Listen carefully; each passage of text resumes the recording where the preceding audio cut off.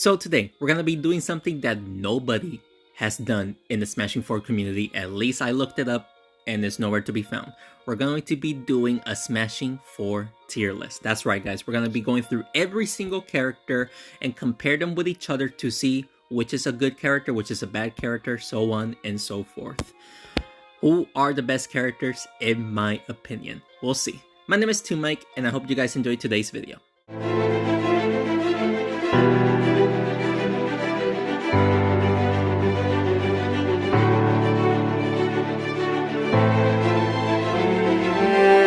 Let's get started with this Smashing tier list. Remember, guys, this is all based on my opinion. You guys can disagree with me all you want, but this is based off my opinion. Just keep that in mind, guys. So we're gonna be starting off with the Thunder Idol. Now, whenever it first came out, it was in the A tier because of his, his attack power was insane, even with his ability. But with the nerf that they gave him, it's gonna be in the B tier. He still does a decent amount of damage, but they nerf his attack and his health power, making him, in my opinion, a B tier. Next up, we got the Ice Queen. The Ice Queen, honestly, it's not good. It's very difficult to use. It honestly works in certain decks, but not every single deck. And honestly, you honestly have much better options to use. So honestly, that's gonna be in the B tier. In the D tier for me. Next up, we got the Shaman. The Shaman is honestly one of my favorite cards in the game. It honestly changes the game whenever you enchant everybody.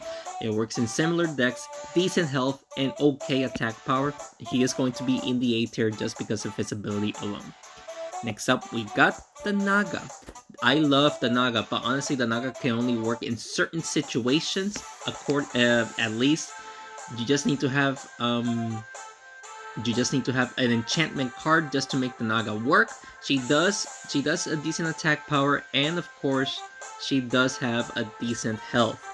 With that, she can only work in enchantment decks. So we're gonna put it in the B tier. She's not bad. She's really good. I love the Naga. It's just you need to enchant to make her work, Next up, we got the Paladin. The Paladin is probably one of the best support when it comes to healing in the game, with a lot of health. And the Paladin can only use his ability whenever he's touched someone that is injured. And honestly, it's gonna be in the A tier for me. One of the best healing cards in the game, by far. Next up, we got the Archer. The Archer, don't get me wrong, the Archer does have a lot of attack powers, and her arrows can connect if you do aim correctly. However, her health is lacking. She does not have a lot of health, and because of that, we're probably gonna put her in the B tier. She does have a lot of attack power. She is actually one of the strongest 4 when it comes to attack power. No abilities, used, of course, but she is pretty good overall. Next up, we got the Frostbox. Now, the Frostbox is very difficult to use. The Frostbox works with any enchantment cards, but works phenomenally with the Shaman. That's why whenever you see a Frostbox, you usually see a Shaman in the deck, which is also why I use it in the deck. And he does have the attack power, but his health is super low. I would put it in the B tier, but his health is so low and can only work around with the Shaman, so I'm gonna put it in the C tier. That's just me. That is just me. I do believe being the C tier is actually okay for him.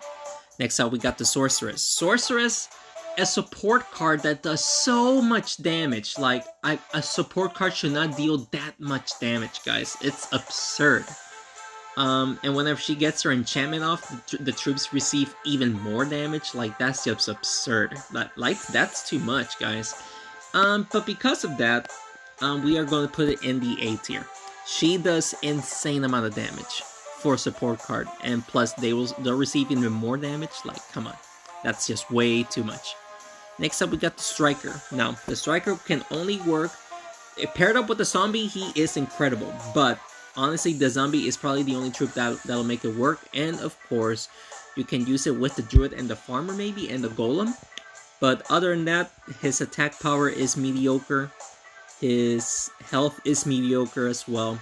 His ability is what gives him the attack power, and honestly, it doesn't work every single time. We're gonna put it in the C tier because of that. okay card, just not the greatest, obviously. Next up, we got the Zombie. Zombie is honestly, one of the greatest enchantment cards out there.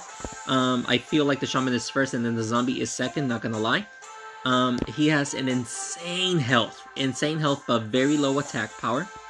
And what makes him work is obviously his poison. The ability to poison people, just getting hurt, their health lower every single turn, is what makes this card great. And because of it, we're kind of put it in the B tier. If he had more attack power, he would definitely be in the A tier. Next up, we got the Berserker. Guys, do you remember back in the days where his ability was a little bit different? If you don't remember, back in the days, his ability would work like it would increase 10% attack power every 10% of health lost. So let's say that he has 100 health and 50 attack power. So every time he loses 10 health, the Berserker will increase 5 attack power. So whenever he has 10 health, he would be dealing 95 damage. Just a little comparison. With that ability, he would be in the A tier, for sure. But right now, gaining attack power at 50% health, which is honestly double his damage, is pretty good. It is pretty good, but not the greatest as it was before. So because of it, I believe the B tier would be a good fit for him. I do believe a B tier would be okay for him. Mice Bandit. You know how much I complain about the Mice Bandit. They have received nerfs so many times, and they are still strong.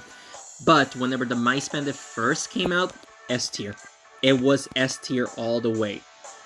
Even with so many nerfs, it has to go in the A tier. And I'm saying it because, his attack power is crazy. Just one hit, and at level 9, he already does like 120 damage, which is insane. The only reason I'm putting him in the A tier is because of his health. His health is low. If he had like a little bit more health, it would be in the S tier. Just put him in the S tier. Next up, we got the Golem. So the Golem is a good support card when it comes to throwing tremors every single turn. It does add up, sure. Whenever it first came out, it would be in the A tier. Because his attack power plus the tremor dealing the same amount of damage, it would add up quickly. And the Golem actually did receive so many nerfs because of his attack power paired up with the tremor. And because of the nerfs, he would have to go down to the C tier, in my opinion. Don't get me wrong, it does work well with the Striker, but like I said, it only works well in certain situations. His attack power is so low now, and his tremor is even lower. What makes him okay is the health, and even with that, he doesn't survive too long, Next up, we got the Wizard. The Wizard is insane when it comes to attacking highest health units, but when it comes to lowest health units, he doesn't shine. But he does so much damage whenever the troops are together. But because of his mediocre health, I'm probably gonna have to put him in the B tier. He is a good card overall, just very good. It's just his health is super, super weak. Next up, we got the Barbarian. Now, if you use a Barbarian like the Assassin, the Barbarian can deal so much damage. If you see one of my videos a long time ago, like I was using the Barbarian and the Barbarian just increasing her damage every time she hits, it's just absurd. Just me taking out troops super quickly. She's gonna have to be in the A tier for me. Like, without a doubt, A tier, as long as you use the Barbarian correctly. Of course, her base attack power is okay, and her health is actually okay, being a common card, so there's that. Next up, we got the Knight. Believe it or not, guys, here's a fun fact about the Knight. Back in the days, the Knight was the worst card in the game, and that's because his ability will only work on the first hit of the game. After the first hit, the Knight didn't have a shield anymore. And that was his ability, only taking, or, just being able to deflect one hit. That's it. A full hit for sure, but only one hit for the entire game. And honestly, nobody was using the Knight because the ability was honestly stupid. But now, they reworked with the Knight, now giving him a shield every single turn, being able to deflect a decent amount of damage, being a very high tankiest unit in the game, and decent attack power for sure. He's gonna have to be in the A tier. Like, in my opinion, the Knight is probably the best common card in the game. Like, hands down, the best common card. The Mice Bandit is up there, yes, but the Knight, honestly, dealing good damage while having the highest health is pretty absurd, you know? Next up, we got the Seder. The Seder can only work whenever you enchant him or the enemy enchants you. And with that, he has his attack power is mediocre when not enchanted, and of course his health is okay. But he can only be used whenever he gets enchanted, and that's what makes him shine. So because of that situation alone, I'm going to put him in the B tier. He's okay.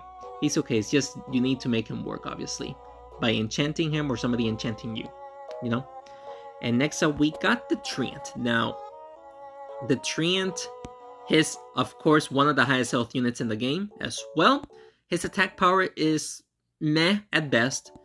And his ability, buffing up other troops, honestly is what makes him great. But it is a little bit difficult to do it because of the Treant's weight. At least that's my opinion. But being able to buff up, you know, every time you hit the Treant per turn is honestly pretty great. And because of it, we're going to put it in the B tier. He's not in the A tier because whenever he is the last man unit, he sucks. He just sucks, you know, because he cannot use his ability. But that's just me.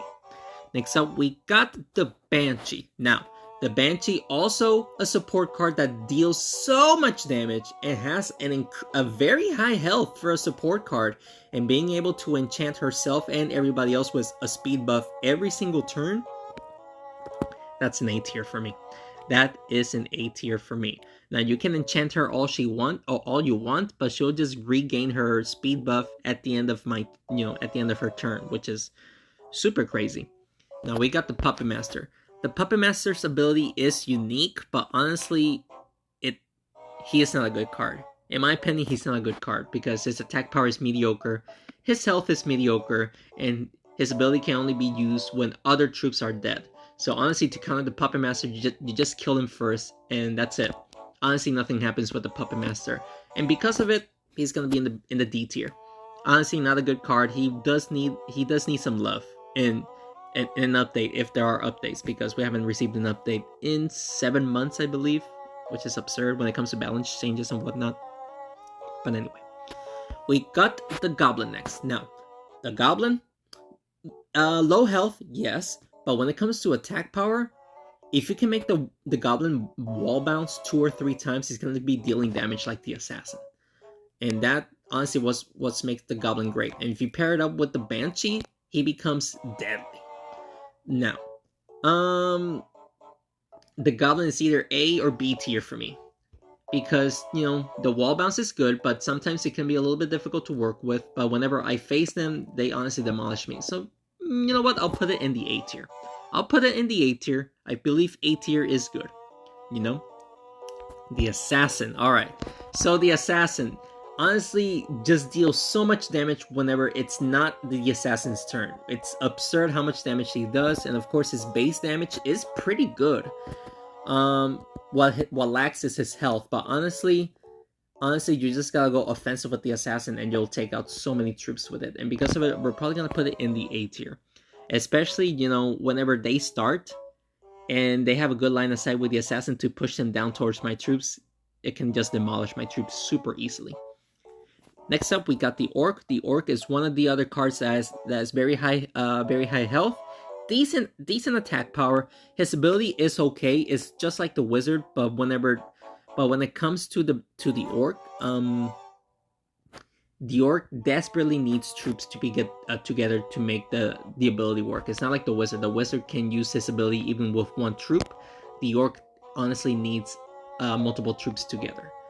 And because of it, the ability, it kind of sucks. But because of it, we're going to put it in the B tier. His health is honestly what is helping him for sure. Next up, we got the Phoenix. Now, you know how I feel about the Phoenix, but it's honestly because they need to have the skeleton in the deck. That is what makes the Phoenix work. If it wasn't for the skeleton, I don't think anybody would be using the Phoenix. And of course, decent attack power, but the lowest health in the game. Lowest health, and of course you can revive him. That's another good thing. You can revive the Phoenix if you touch him 5 times, either with, you know, body blocking or, you know, tackling, or pushing it towards the wall. And that's what honestly makes this ability great, and that's why it also pairs up with the skeleton super well. But because of its health, and only restrictions of using the skeleton, we're gonna put him in the C tier. That's just me. I do believe C tier is pretty good for the Phoenix. That's just me. Next up, we got the Priest. The Priest is the best health card in the game. You know, Paladin being second in my opinion. The Priest healing up everybody directly every single turn, keeping everybody alive, is honestly what makes the Priest great. With okay attack power and okay health, he is probably going to be... he's going to be in the B tier, because he lacks... whenever he is the last troop, he doesn't work. But whenever he is alive in the back, healing up everybody, that's what makes him dangerous, you know? Next up, we got the Robot. Now, before nerf, the Robot was in A tier for sure, because his attack power and the bomb damage dealing is the same amount of damage, just a little bit more than right now, is what made him dangerous, because he is supposed to be a troop that receives damage to drop bombs, not an attack troop, you know? I mean, he still attacks, of course, decent damage, but not like before where he used to do a lot of damage. And because of it, and this is what's saving him in the B tier, his health. Him being able to tank and just drop the bombs is what's making him be in the B tier. If it wasn't for his health, he would be in the C tier all the way. Next up, we got the Skeleton. Now, the Skeleton's ability is, not gonna lie, pretty good. You know, he has a good amount of health, and attack power is pretty nice, and his ability to get revived whenever you do kill him, whenever he is not the last unit, and being able to get revived when, about 20% health is pretty nice. You just need to worry about everybody else, and then you can worry about the Skeleton. With that being said, I do believe the Skeleton is going to be in the B tier. The B tier, you know, I do believe that is okay for the Skeleton, you know. Now, the Skeleton Phoenix combo, probably A tier, but separately, B tier. And I do believe that's okay for the Skeleton. Next up, we got the Bomber. The Bomber is the highest damaging unit in the game. His health, of course, is mediocre, very low. And of course, his Dynamite, his ability, it is super strong, honestly, but you need to make the Dynamite hit, because you may miss. Because of his attack power alone, we're gonna put it in the B tier. Being the highest damaging unit in the game, honestly, he's going to be in the B tier, not A tier, because honestly, the Bomber is not reliable, not versatile, you know. Of course, he does damage, but, you know, his health and the Dynamite is a little bit difficult to use, you know. So we got the Yeti right now. Now, the Yeti, they have nerfed them so many times, and it's honestly pretty strong. Paired up with the Banshee, the Yeti with the speed buff is crazy. Yeti with the speed buff is A tier, for sure. But, you know, the Yeti has received so many nerfs when it first came out, because the Yeti is just too strong, man. The Yeti is incredibly strong, but right now, he got nerfed so many times, I'm probably gonna have to put it in... I'm gonna put it in the B tier too. You know, having cards in the B tier, it's good, because it means it's kind of balanced. This is just my opinion, though. If you guys have any disagreements, just let me know down in the comments below. I might have to reconsider, you know, the tier list. But just let me know if you guys agree or disagree with me. But I'm gonna have to put the Yeti in the B tier. Decent health, okay attack power. His ability is nice, but not as nice as it was before. Next up, we got the Pirate. Good damage, okay health, and his ability is okay. He is a dangerous last man unit, that's for sure. But honestly, in order to counter that, you just need to take him out first. And because of, you know, thinking it that way, that just take him out first, so that way he doesn't heal, we're going to put the Pirate in the C tier. Not saying that the Pirate is bad, but, you know, just thinking about that, you just need to take him out immediately, and, you know, the Pirate cannot use his ability, you know. That's what makes him a little bit weak, but he is a good last man unit, that's for sure. Next up, we got the Warrior. Now, the Warrior, when it first came out, of course, again, like most cards, it had to receive a nerf because of their abilities. The warrior's ability to be able to take out units when they're like 30-35% health is honestly massive.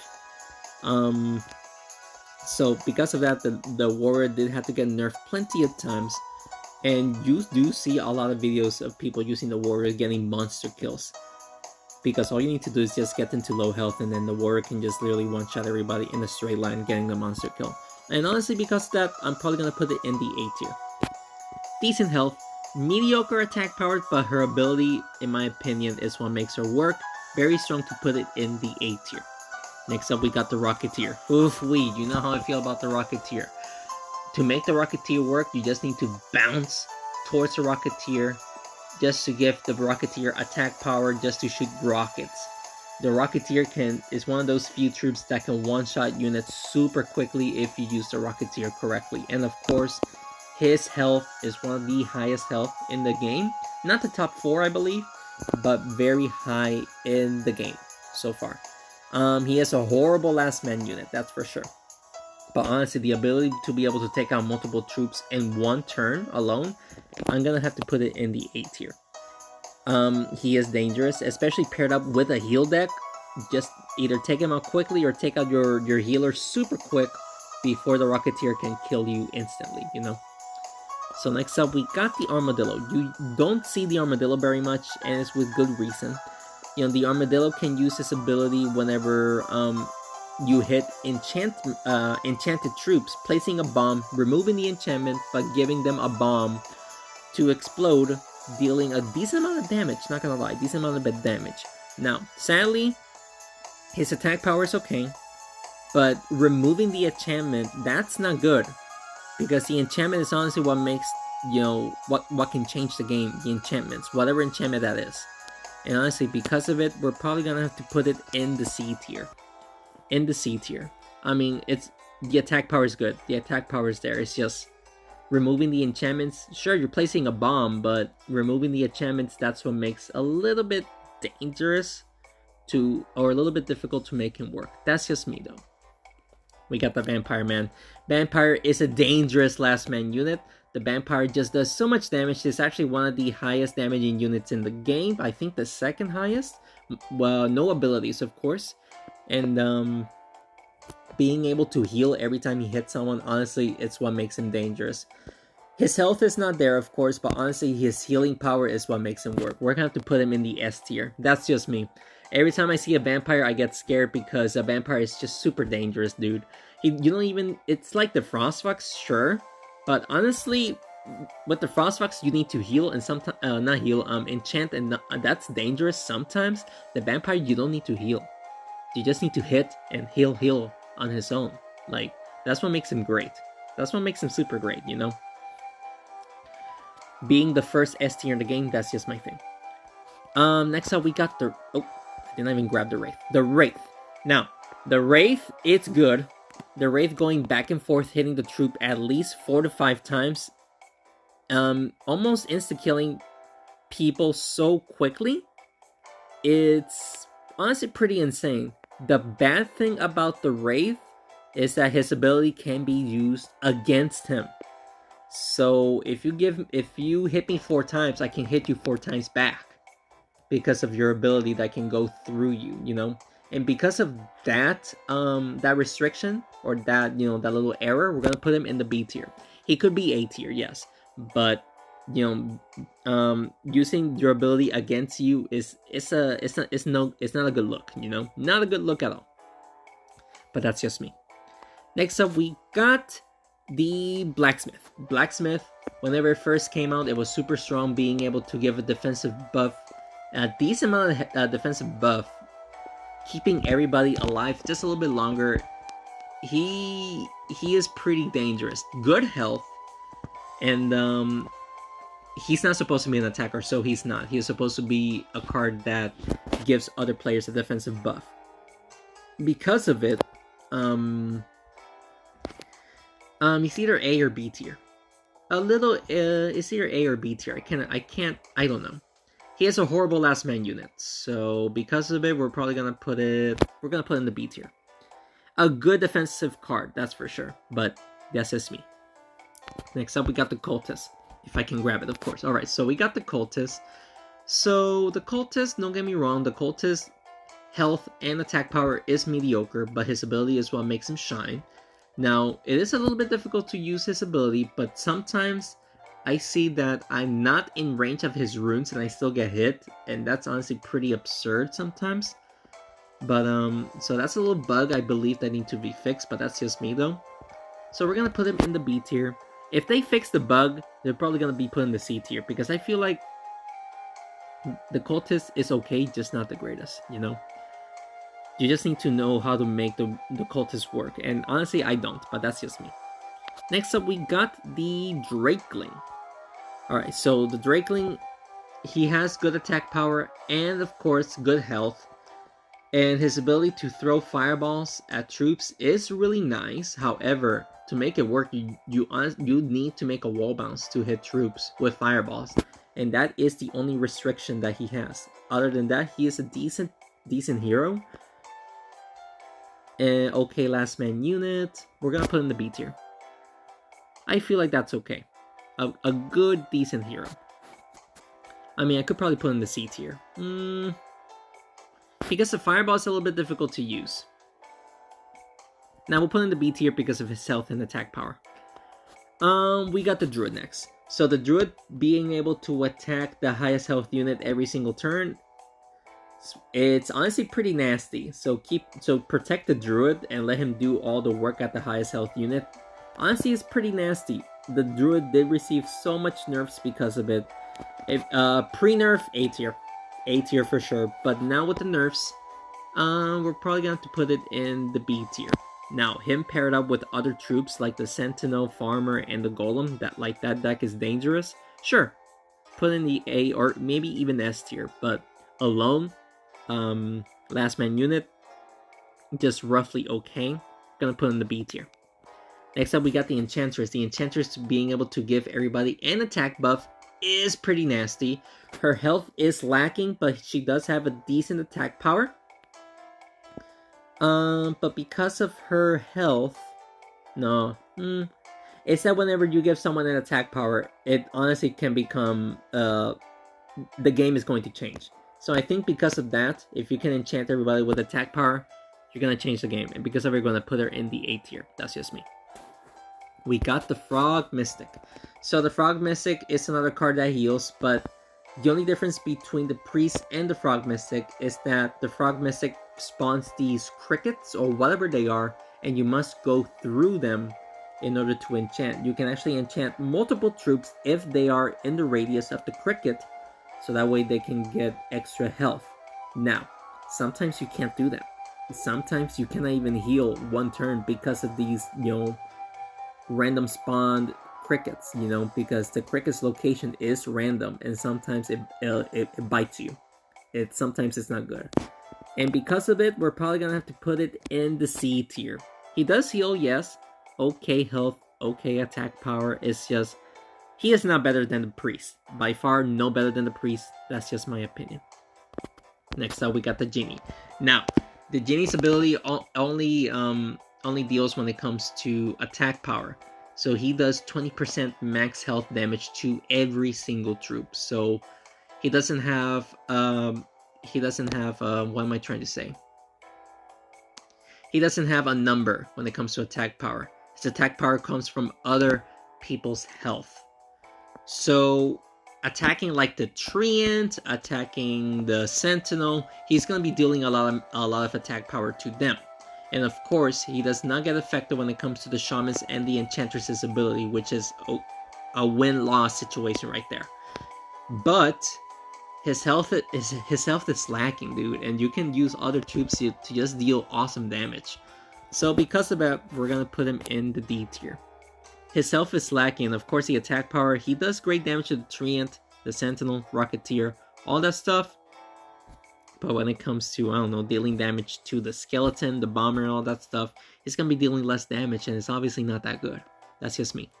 Ooh boy, the Sentinel. Now, the Sentinel is a menace ever since he came out, and he is still a menace.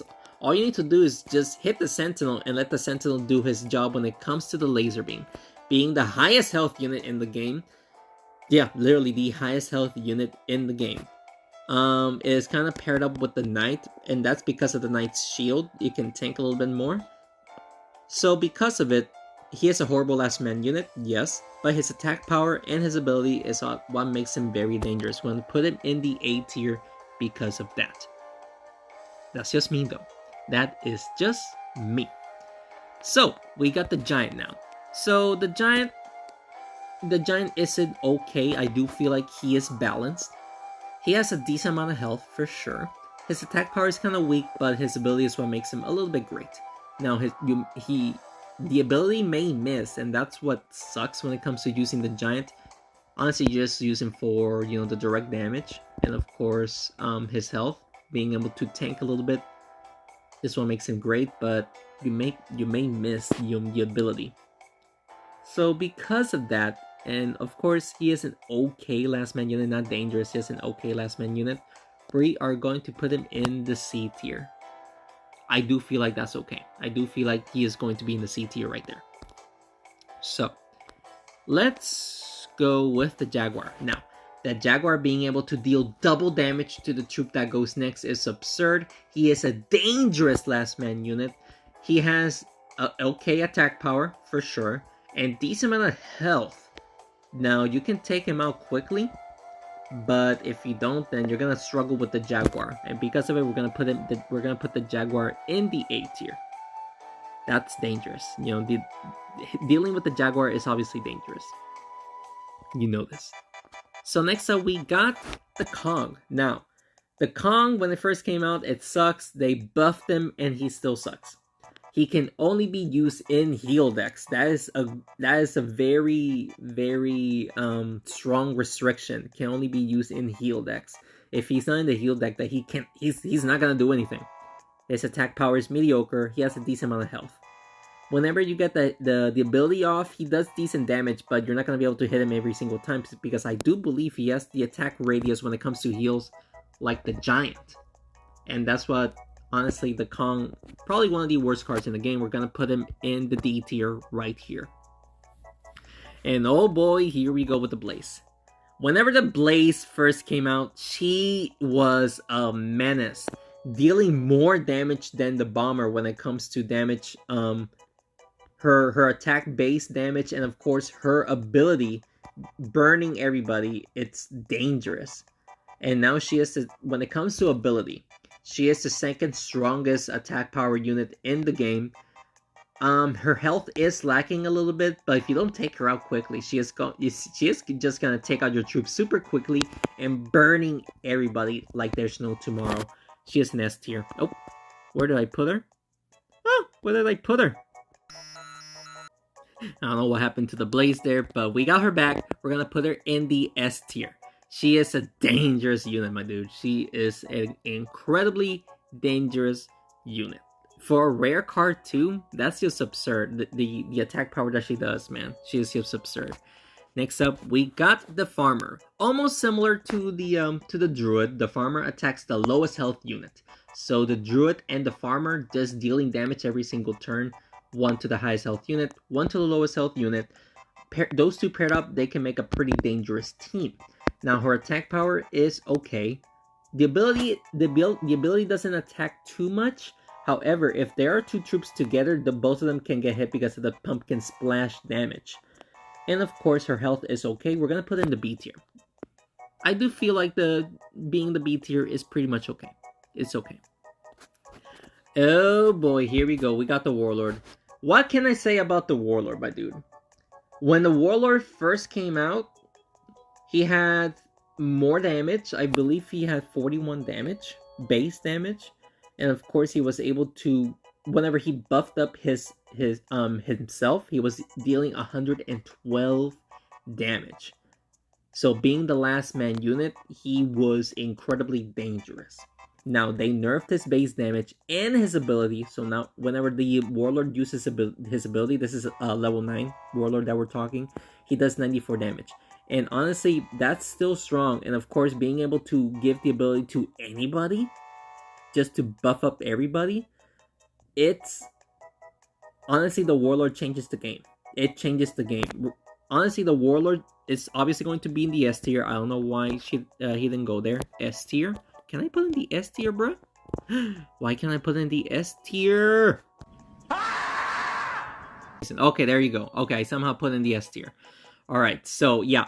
The Warlord honestly should be a legendary card. It should be a legendary card, and his ability should not be random. I've heard a couple of people in Discord saying that, you know, the Warlord's ability should only be used to the closest hero to him. And honestly, I do agree with that. His ability should not be random. His ability should not be random, because then you can honestly either get lucky and honestly attack with the troop that goes next, or if the ability went to somebody else, you can use it like an assassin, you know, and just bounce the troop towards him or towards them, and make the troop just hit everybody with that attack buff. Honestly, the Warlord is just insanely strong. It's like the Huntress, you know, whenever the Huntress first came out, her ability was random. You know, she can buff herself up with attack, speed, and defense. That used to be random, but now the Huntress's ability goes in a cycle. First goes speed, then attack, then defense, and so on and so forth. Now, she has a great attack power. She does have great health, and her ability makes her really strong. Like, her ability is super strong, man. Like, whenever she gets her attack buff, she does over 100 damage. Speed buff to make her go fast to attack more troops, and of course defensive buff so that she can tank. Like, come on, no other troops does that. And of course she can remove an enchantment if you enchant the Huntress, so enchanting her would be pointless. She is also an S tier if I can place her there. Oh no, I cannot place her there? I know I can. I know I can. Why am I struggling with this thing? Why am I struggling? No. There you go. I finally put the Huntress there. So we actually have 4 S tier heroes. That's just me. And last but not least, we got the Werewolf. I don't know why there's a random Blaze there. I don't think I can get rid of her, but that's fine. The Blaze is already S tier. So we got the Werewolf. Now, sadly, I don't see people using the Werewolf. The Werewolf, honestly, is a unique idea. It is a very unique idea, but sadly nobody uses her.